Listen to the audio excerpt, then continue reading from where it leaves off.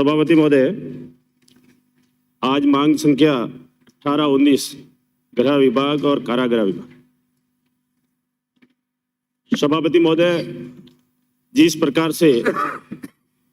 आज प्रदेश की हालत देखने जाएं तो बहुत मेरे हिसाब से मैं सिरोही जिले और राजस्थान प्रदेश की बात करें तो बड़ी दयनीय है।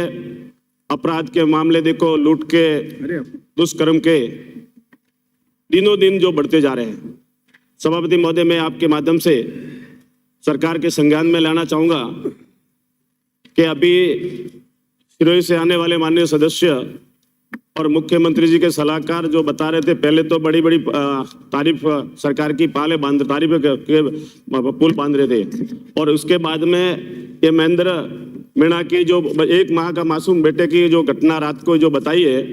तो उसमें एक उदाहरण है। इसी तरह पूरे सिरोही जिले की आज की जो स्थिति है,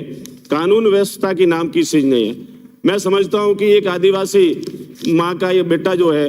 और रात को ये कुत्तों ने हॉस्पिटल के देर रात से वहां से उठा के ले गए,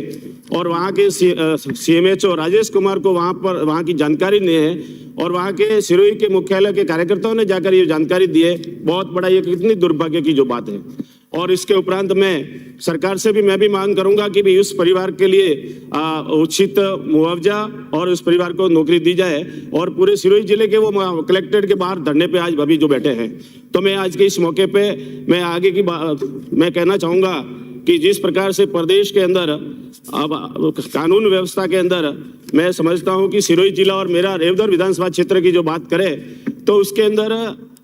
चोरियां का जो एक सिलसिला जो बढ़ गया है,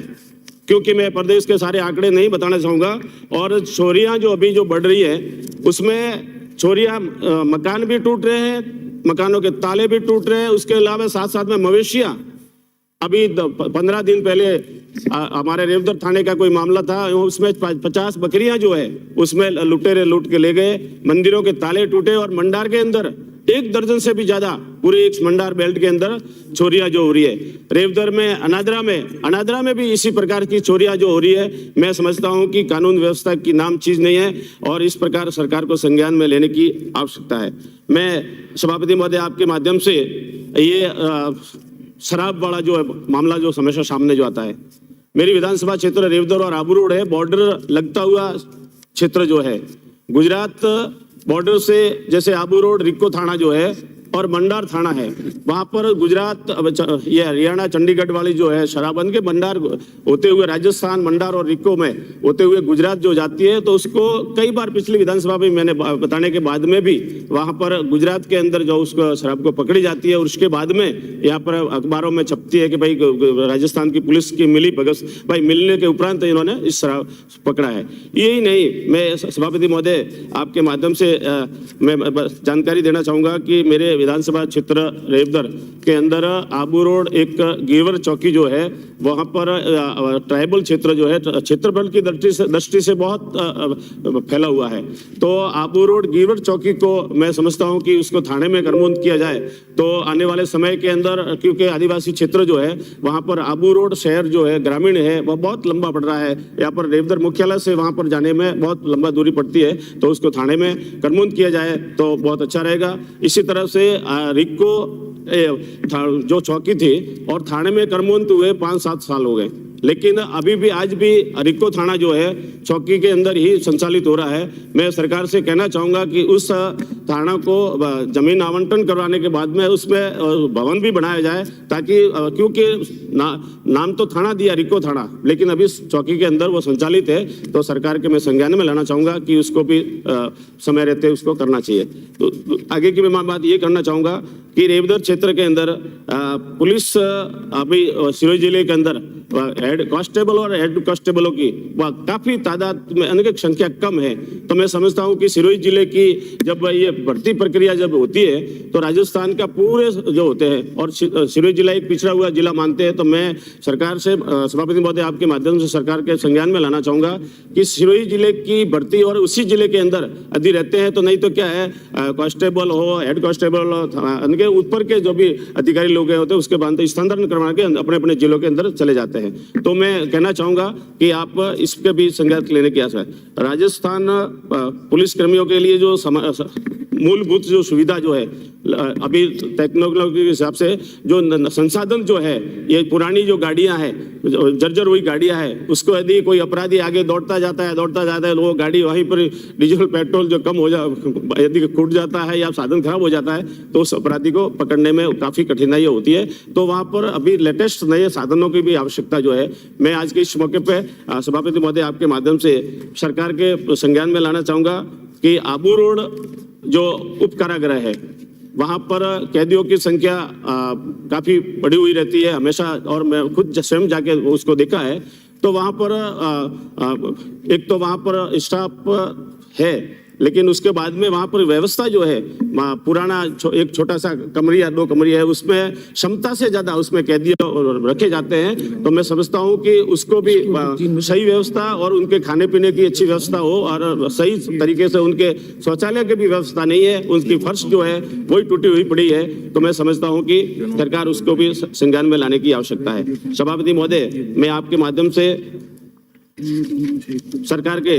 संज्ञान में लाना चाहूंगा कि रेवदर में चोरिया जो है उसके अंदर थानों, सभापति महोदय, थानों के अंदर जब भी अभी हमारे माननीय सदस्य बता रहे थे कि भाई वहां की मुकदमों की संख्या बहुत कम है, लेकिन जब मुकदमे जब करेंगे नहीं और उन लोगों को समय आगे घुमाते रहेंगे तो इस मुकदमे स्वाभाविक है कि कम होते होंगे। लेकिन मैं सभापति महोदय आपके माध्यम से एक अनादरा थाने का एक मामला था, एक एससी की महिला है, 1 साल से वो गायब है। मैं थानेदार जी को जाके बताने के उपरांत भी उसकी आज तक उन्होंने किसी प्रकार की सूद नहीं ली है। तो सरकार को सजग रहते हुए, सरकार एक प्रकार से हम चाहते हैं कि भाई आम जनता को हम उनको भय से दूर करें और उसको न्याय मिले, न्याय की चीज नहीं मिल रही है। मैं आज के सभापति महोदय आपके माध्यम से सरकार से कहना चाहूंगा कि जिस प्रकार की ये आज गृह विभाग पर अपन चर्चा जो हो रही है, सिरोही जिले के अंदर व्यवस्था के नाम पर बॉर्डर की सीमा की जो है उसमें ये चोरियां जो है उसमें नहीं खुल रही है। और मोटरसाइकिल सामान्य व्यक्ति, जब एक मजदूर वर्ग का व्यक्ति जो होता है वहां खड़ा करके काम कर रहा है, उसका मोटरसाइकिल अपराधी लेकर भाग जाता है, उसके बाद में 4-4 महीने तक उसको कोई उनकी सूद लेने वाला नहीं होता है। तो ये बहुत बड़ी एक प्रकार की कठिनाई है। मैं सभापति महोदय आज के इस मौके पे जिस प्रकार से सभी ने अपनी अपनी बात जो कही है, तो सिरोही जिले का अंदर जो मंडार बॉर्डर जो उसमें एक बटाना चौकी जो है उसके अंदर भी पुलिस की अच्छी व्यवस्था जो होगी तो ये शराब, ये तस्करियां और जो होती है इसके ऊपर रोक है। बजरी माफियों की ये भी एक प्रकार से पुलिस विभाग से जुड़ा हुआ मामला है। बजरी माफियों को हमने कई बार बताया, मुख्यालय पे धरने हुए, लेकिन उस पर सरकार किसी प्रकार का ध्यान नहीं दे रही है। सरकार सुन रही है, उस पर कोई एक्शन नहीं ले रही है। मेरा आपसे माध्यम से सरकार से मैं कहना चाहूंगा कि आप सजग रहे, नहीं तो कि जनता अच्छी तरह से समझ रही है, देख रही है कि हमारा जनप्रतिनिधि प्रदेश का जो भी विधानसभा के अंदर बैठता है वो अपनी बात तो कहता है, लेकिन निश्चय स्तर पर उसकी कोई कार्रवाई नहीं होती है। तो आने वाले समय के अंदर आपकी सरकार को आपको भुगतना पड़ेगा। यही मैं कहते हुए मेरी बात को समाप्त करता हूं। धन्यवाद।